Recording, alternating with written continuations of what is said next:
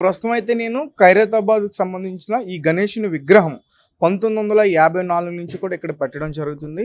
So, ఒకసారి మీకు first నుంచి కూడా విజువల్స్ చూపించే ప్రయత్నం చేస్తాను. ఒకసారి అటు చూపి. సో, అక్కడ కనిపిస్తుంది కదా! అది స్టార్టింగ్ వీళ్ళు పెట్టిన విగ్రహం. అది కొంచెం చాలా పాతదయిపోయింది. మనకి సరిగ్గా కనిపించట్లేదు. అది 1954. దాని తర్వాత 1955. అంటే వీళ్ళు ప్రతి సంవత్సరం కూడా ఒక అడుగు పెంచుకుంటా వచ్చారు. స్టార్టింగ్ ఎంత అనేది మనకు ఐడియా లేదు. సో, నేనైతే మీకు ఈసారి మాత్రం ఒక 70 అడుగులు పెడతామని చెప్పేసి కూడా ఆయన చెప్పడం జరిగింది.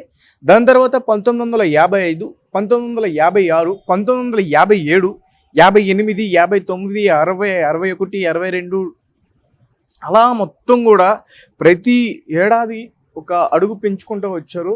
సో, నిజానికి ఇలా చాలా గ్రేట్ అని చెప్పాలండి. నిజానికి అంత శ్రద్ధతో, అంత భక్తితో ఈ గణేష్‌ని యొక్క విగ్రహం, ఈ వినాయక చవితి వీళ్ళు నిర్వహించడం అనేది నిజంగా చాలా చాలా అద్భుతం అని చెప్పాలి. ఎందుకంటే ఇక్కడ ప్రభుత్వం కూడా వీళ్ళకి బాగా సహకరిస్తుంది. గత ఏడాది మనం చూసుకుంటే కేసీఆర్ గారి ప్రభుత్వం కూడా వీళ్ళకి చాలా చక్కగా సహకరించింది.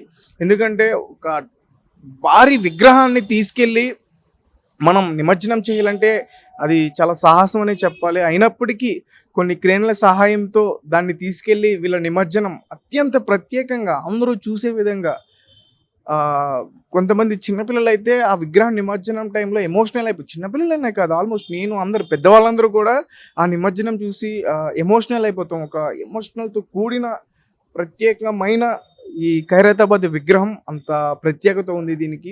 సో, నాకైతే చాలా చాలా హ్యాపీ అనిపించింది. ఒకసారి మళ్ళీ కూడా ఈసారి స్టార్ట్ చేస్తున్నారు. ఈసారి రాజస్థాన్ నుంచి మట్టి తెప్పిస్తున్నారు, నర్సాపురం నుంచి కర్రలు తెప్పిస్తున్నారు. ఒకసారి ఇటు చూపి. ఇవన్నీ కూడా మన ఊహ తెలిసినప్పటి నుంచి మనం ఇవి చూస్తున్నాం. 2000 నుంచి నాకు ఊహ తెలుసు. అప్పటి నుంచి నేను చూస్తున్న విగ్రహాలు ఇవి. లాస్ట్ టైం కూడా నేను ఇక్కడికి విజిట్ చేయడం జరిగింది. అప్పుడు కూడా చాలా అద్భుతంగా ఉంది. సో, 2016 వరకు సంబంధించిన పిక్స్ అయితే ఇక్కడ ఉన్నాయి. అండ్ ఇంకొకటి, ప్రతి సంవత్సరం కూడా డిఫరెంట్ లుక్ కనిపిస్తుంది. అంటే ఒక్కొక్క రూపంలో కొంచెం గణేశుడు డిఫరెంట్గా కనిపిస్తుంది అనమాట. సో, 2016 వరకు వీళ్ళు ఇక్కడైతే పట్టడం జరిగింది. దాని తర్వాత నుంచి పిక్స్ అయితే ఏం లేవు. సో, ఈసారి చాలా ప్రత్యేకంగా ఉంటుంది. ఒక కొత్త రూపం ఉంటుంది గణేషునికి అని చెప్పేసి అంటున్నారు. చూద్దాం మరి ఈసారి గణేషుని విగ్రహం ఎంత ప్రత్యేకంగా ఉంటుందో అందరం కూడా వెయిట్ చేద్దాం. ఆల్మోస్ట్ పనులు కూడా ఈ రోజు నుంచి స్టార్ట్ చేస్తున్నాం అన్నారు. ఈసారి 300 కార్మికులు దీనికి పనిచేయబోతున్నారు. అండ్ చాలా నిపుణులతో వర్క్ చేపిస్తున్నారు. ఆ రూపాన్ని అంత అద్భుతంగా రావడానికి, చెక్కడానికి, చక్కదిద్దడానికి. సో, ఒక ప్రత్యేకమైన నిపుణుల్ని పెట్టే మేము వర్క్ చేస్తాము అని చెప్పేసి అంటున్నారు. సో, నేను ఆల్రెడీ వాళ్ళని అడగడం జరిగింది. సరే ఎంత ఖర్చు అవుతుంది ఏంటి అని చెప్పేసి అంటే వాళ్ళే మనకి అది చెప్పలేదు. సో, నాకు తెలిసి ఇలాంటి విగ్రహం చేయాలంటే దాదాపు 20 నుంచి 30 లక్షల వరకు కూడా ఖర్చు అయ్యే అవకాశం ఉంటుంది. అలాగే ఇంకా ఈ వర్క్ దాదాపు 3 to 4 months వరకు కూడా జరుగుతుంది. సో, చూద్దాం ఈసారి విగ్రహం ఎలా ఉండబోతుందో, నిమజ్జనం ఇంకెంత అద్భుతంగా ఉండబోతుందో. లక్షలాది మంది ప్రజలు ఇక్కడికైతే తరలి వచ్చి ఇక్కడ విగ్రహాన్ని చూస్తారు. సో, మనందరం కూడా వెయిట్ చేద్దాం. సార్ నమస్తే అండి. అయితే ఈసారి ఖైరతాబాద్ గణేష్ విగ్రహం ఎంత పెడుతున్నారు, ఎన్ని అడుగులు పెడుతున్నారు? ఖైరతాబాద్ గణేష్ నవరాత్రి ఉత్సవాలు నిన్నటితో స్టార్ట్ అయినాయి. మేము 69వ సంవత్సరం, గత సంవత్సరము 69 అడుగుల వినాయకుని, మట్టి వినాయకుని చేసినాము. ఈ సంవత్సరం 70 అడుగుల, 70వ సంవత్సరము 70 అడుగుల వినాయకుని పెడతామని, అదే మట్టి వినాయకుడు, అది కూడా ఊరేగింపుగా పెడతాము. ఇక్కడ దాదాపు 69 సంవత్సరాల నుండి 65 రూపాయలు వినాయకుని దర్శనం భక్తులకు ఇచ్చారు. ఈ సంవత్సరం కూడా పెద్ద ఎత్తున, అంటే ఫస్ట్ టైం మనం ఇంత పెద్ద ఎత్తున 70 అడుగుల వినాయకుడిని ఎప్పుడు తయారు చేయలే. ఈ సంవత్సరము భారీ గణనాథులు. నిన్ననే కర్ర పూజ స్టార్ట్ అయింది. కర్ర పూజ కార్యక్రమంలో మన స్థానిక ఎమ్మెల్యే దానం నాగేందర్ గారు పాల్గొన్నారు. కర్ర పూజ కార్యక్రమంలో ఈ నవరాత్రి ఉత్సవాలకు దాదాపు లక్షలాది మంది ఇక్కడ భక్తులు వస్తారు. వాళ్ళకు ఎట్లాగైతే 69 సంవత్సరాల నుండి ఎలాంటి ఇబ్బంది కాకుండా మేము ఏర్పాటు చేస్తామో, ఈ సంవత్సరం కూడా అలాగే ఎలాంటి ఇబ్బంది లేకుండా బస్తీవాసుల సహకారము, భక్తుల సహకారము అన్ని విధాలుగా మేము వాళ్ళు చూసుకుంటాము.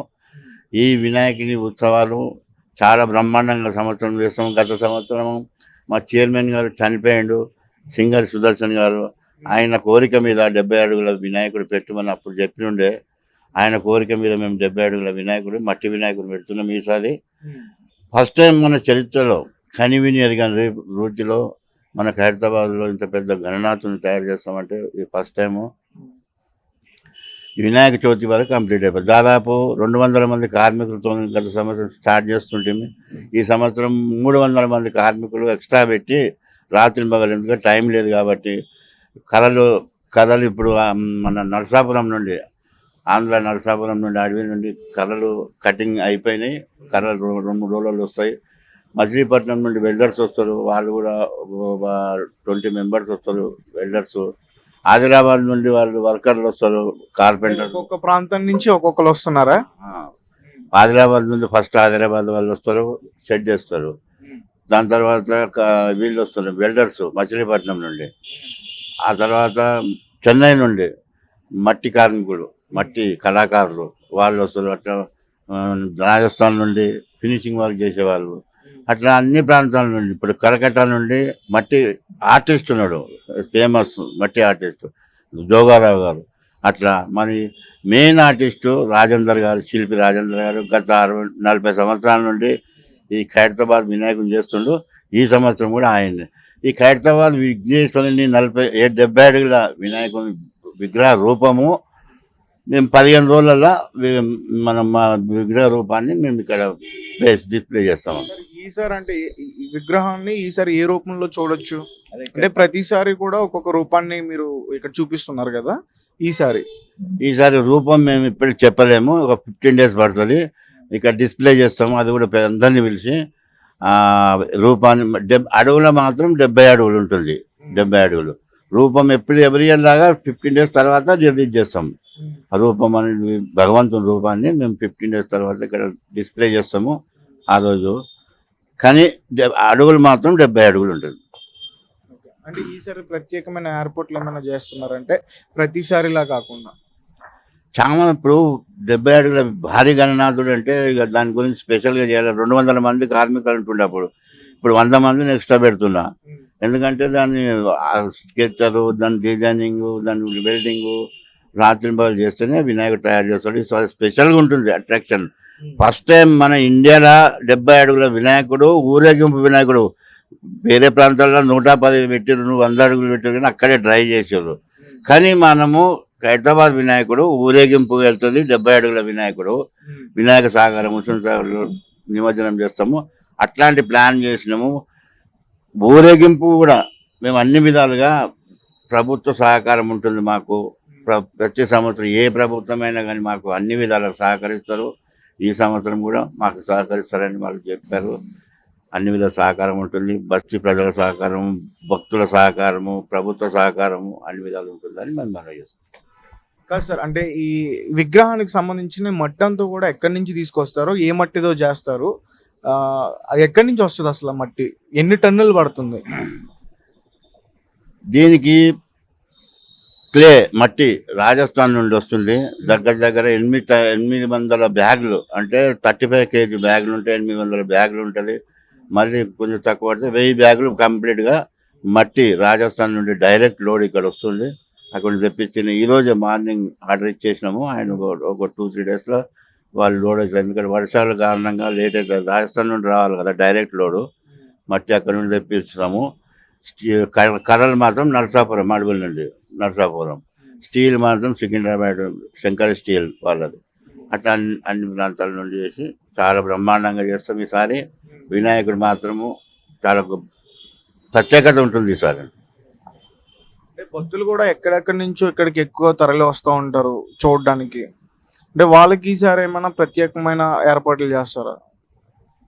క్యూ లైన్లు ఉంటుంది సార్. దీనికి డబల్ క్యూ లైన్ ఉంటుంది. భక్తులు రావడానికి దాదాపు 2-3 కిలోమీటర్ల లైన్ ఉంటుంది. దానికి క్యూ లైన్ ఏర్పాటు చేస్తారు, బారికేట్ కొడతారు. వాళ్ళకి ఎలాంటి ఇబ్బంది కానీ అడుగడుగున వాటర్ పెడతాము, అడుగడుగున వాళ్ళ శానిటైజర్ ఉంటుంది. వాళ్ళ తర్వాత యూరినల్స్, జిహెచ్ఎంసీ వాళ్ళు, ఎలక్ట్రిసిటీ బోర్డు వాళ్ళు, police department, volunteers, CC cameras అన్ని విధాలుగా భక్తులకు ఎలాంటి ఇబ్బంది కాకుండా మేము ఏర్పాటు చేస్తాము. ఈ సంవత్సరం కూడా భారీగా, ఎందుకంటే జనాలు ఈ సంవత్సరం ఎక్కువ వస్తారని మేము ఆశిస్తున్నాము.